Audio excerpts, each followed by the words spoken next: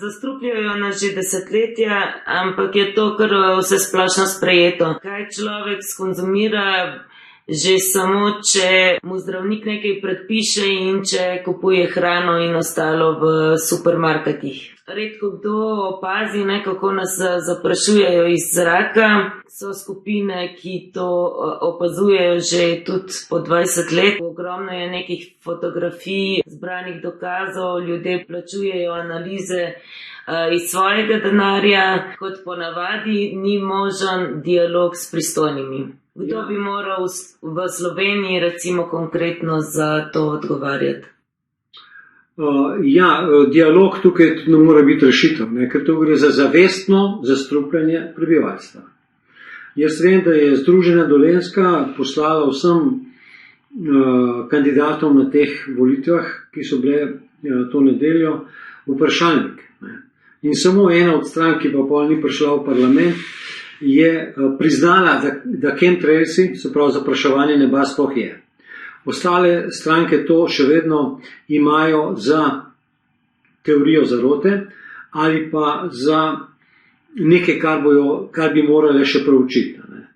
Je pa to eno najpomembnejše dejstvo, ki je mogoče tudi prelomna situacija za vsakega državljana, tudi za vsakega gledalca tega najnega pogovora,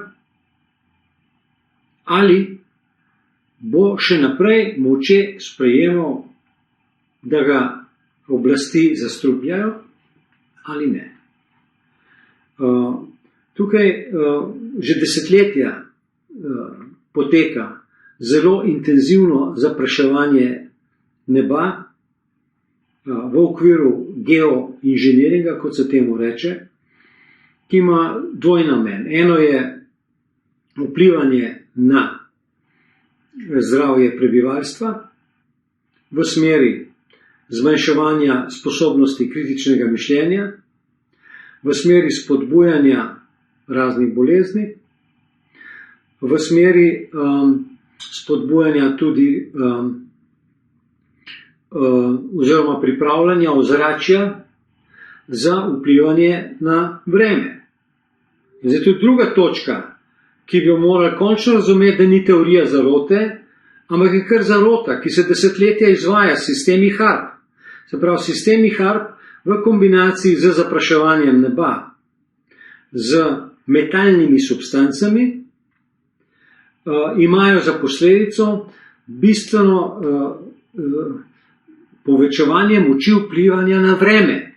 Vreme je še kako manipulirano. Včasih pretoplo, včasih prehladno, včasih premalo dežja, včasih preveč dežja. Mogoče s to povprečju ni velikih odstopanj, ampak ti ekstremi uničujejo človeka in planet in kmetijstvo. Recimo Hrvati so se malo bolj agilno organizirali, imajo ustanovljen nek institut, imajo več kot 100 opazovalnic sistemskih po celi Hrvaški in mislim, da bi Slovenci morali se tej pobudi pridružiti, ker mi smo v bistvu sosedje in vse te zadeve potekajo kombinirano in tudi v večjem številu držav praktično po celem svetu. Zdaj neke analize so celo prisotne, da intenzivno spuščanje delcev aluminija ima za posledico veliko povečanje vnetljivosti gozdov.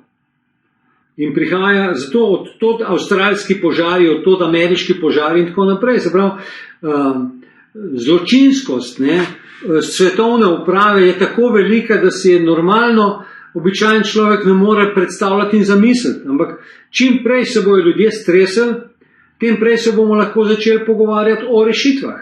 Dokler ne poenotimo našega pogleda na stanje, kaj se v resnici dogaja, toliko časa ne moramo pričakovati, da bo nekdo nekaj rešil, ker ne bo. Vse geoinženiring se na nek način deloma uradno priznava, ampak se ne priznava, da nas vsakodnevno zaprašujejo. To naj bi bili kontraili, ne chemtraili. O tem je bogata dokumentacija prisotna na Twitterju vsak dan.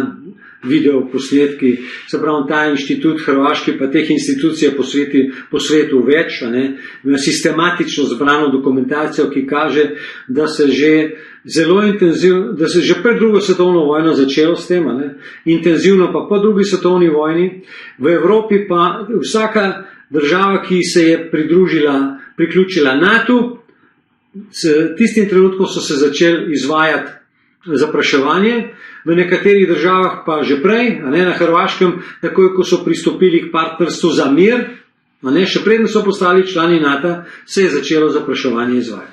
To zdaj, v bistvu, temu tudi jaz sam nisem leta nazaj posvečal veliko pozornosti, ampak to je zdaj postala preživetvena kategorija.